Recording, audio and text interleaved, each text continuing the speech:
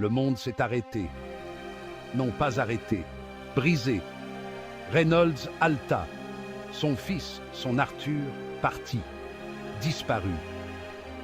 L'air devint épais, lourd. La panique le prit à la gorge. Cela ne pouvait pas être réel. C'était impossible. Reynolds, non, je t'en prie, ne fais pas ça. Il se jeta sur le vortex tourbillonnant, ignorant les cris de ses amis. Il devait l'atteindre. Son garçon, son fils. La chaleur de la faille lui brûla la peau, mais il s'en fichait. Arthur avait besoin de lui. Ses doigts effleurèrent le bord de la déchirure dans la réalité. Une lumière aveuglante éclata, puis l'obscurité. Il se réveilla dans le chaos. Les débris jonchaient le sol et l'air était lourd de poussière et de fumée. Les souvenirs de l'explosion revenaient par vagues, chaque détail plus terrifiant que le précédent. Des voix, frénétiques et inquiètes, tourbillonnaient autour de lui. Les cris et les pleurs se mêlaient, créant une cacophonie de désespoir. Il lutta pour s'asseoir, son corps hurlant de protestation. Chaque mouvement était une torture, mais il devait se lever. Il devait savoir ce qui s'était passé. Doucement, Reynolds. Ne force pas. Tu es gravement blessé. Arthur, croissa-t-il d'une voix rauque. Où est Arthur?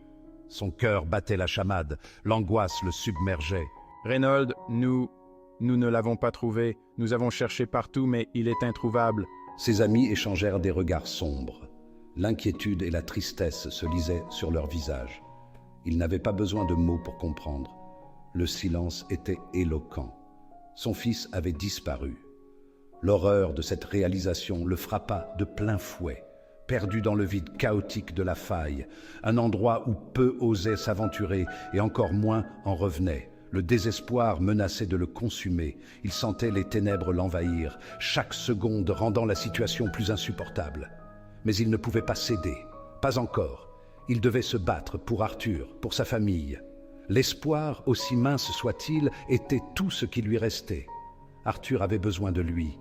Il devait être fort, pour son fils, pour sa famille. Il se leva, déterminé à affronter les dangers de la faille et à ramener son fils sain et sauf.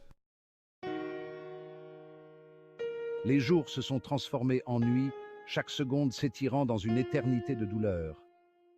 Chaque respiration était un rappel de sa perte insupportable, un fardeau qu'il portait avec chaque souffle. Le poids de son chagrin menaçait de l'écraser. Il voyait Arthur partout, dans chaque reflet, chaque ombre, dans chaque ombre, chaque rire, chaque rayon de soleil. Il sentait la présence de son fils disparu. Reynolds, il me manque tellement. Chaque jour sans lui est une lutte. Je ne sais pas comment continuer. La vie semble si vide, si dénuée de sens. Alice, son amour, son roc, partageaient sa douleur. Ensemble, ils tentaient de trouver un semblant de réconfort. Ses larmes étaient le reflet des siennes, un miroir de leur chagrin partagé. Ils se sont accrochés l'un à l'autre, puisant leur force dans leurs liens, mais même cela semblait parfois insuffisant. Mais même leur amour ne pouvait combler le vide, un abîme qui semblait s'élargir chaque jour. Le vide laissé par leur fils, un espace qui ne serait jamais rempli. Ils se sentaient si perdus, si vides, comme un navire sans gouvernail dans une mer de tristesse, comme si une partie de lui avait été arrachée, laissant une plaie béante qui refusait de guérir. Et il ne savait pas comment vivre sans elle, sans cette partie de lui qui était partie avec Arthur. Zairus, a city shrouded in mystery and magic, where every corner holds a secret waiting to be uncovered. Une terre de magie et de merveille, a place where the impossible becomes possible and dreams take flight, et la clé possible pour retrouver Arthur. This key, a beacon of hope, could unlock the path to his lost son. Le voyage était semé d'embûches, mais il n'hésita pas. Reynolds faced countless challenges, each more daunting than the last. Il déplacerait des montagnes, traverserait les océans, défierait le destin lui-même pour récupérer son fils. His resolve was unbreakable, his determination unwavering. Nous sommes avec toi, Reynold.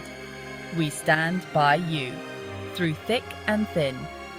À chaque étape du chemin, every step of the way, we are with you. Ses amis se sont rassemblés autour de lui. They formed a circle of support, a shield against the darkness. Leur soutien indéfectible était un phare dans les ténèbres. Their unwavering support was a beacon of light in the darkest of times. Ils partageaient son chagrin, sa détermination, son espoir. They shared his sorrow, his determination and his hope. Nous le retrouverons, Reynold. We will find him, Reynold.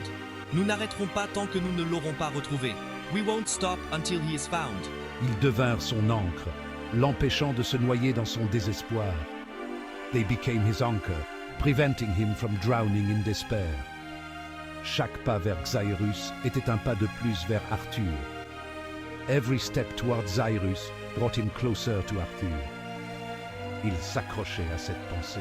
He clung to this thought, a lifeline in the storm. C'était la seule chose qui le faisait tenir. It was the only thing that kept him going, the hope of reuniting with his son. Murmure d'un autre monde. La nouvelle est tombée comme un coup de tonnerre. Incroyable, impossible. Pourtant, son cœur battait la chamade. Une voix, familière et différente à la fois, murmurant depuis une pierre d'enregistrement. La voix d'Arthur.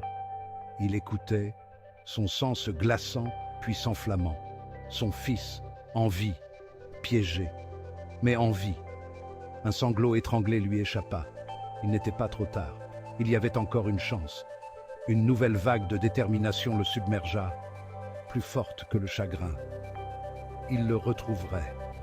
Il ramènerait son fils à la maison, quoi qu'il en coûte. Une lueur d'espoir dans les ténèbres. L'impossible était devenu possible. Son fils, perdu dans un autre monde, était vivant. Cette conscience était une bouée de sauvetage, le tirant des profondeurs du désespoir. Il s'y accrochait, son cœur battant au rythme de l'espoir. Le voyage qui l'attendait serait périlleux. Il le savait. Mais il ne se laisserait pas décourager. Il avait maintenant un but, une mission. Réunir sa famille, serrer à nouveau son fils dans ses bras. Il relèverait tous les défis, surmonterait tous les obstacles. Pour Arthur, pour sa famille, pour l'avenir qu'il avait failli perdre. Le fardeau qu'il portait était immense. Le destin de deux mondes reposait sur ses épaules. Ses propres désirs, son besoin de retrouver Arthur, étaient en conflit avec ses responsabilités. Mais il n'était pas seul. Alice était à ses côtés, sa force répondant à la sienne. Son amour était son bouclier, son soutien son ancre. Elle lui rappelait ce qui comptait vraiment. De l'amour qui animait chacune de ses actions.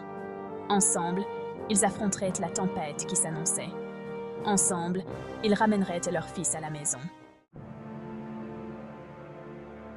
Il s'entraîna sans relâche, perfectionnant ses compétences, repoussant ses limites. Chaque goutte de sueur, chaque muscle tendu témoignait de sa résolution. Il serait prêt, prêt à affronter tous les dangers, à surmonter tous les obstacles.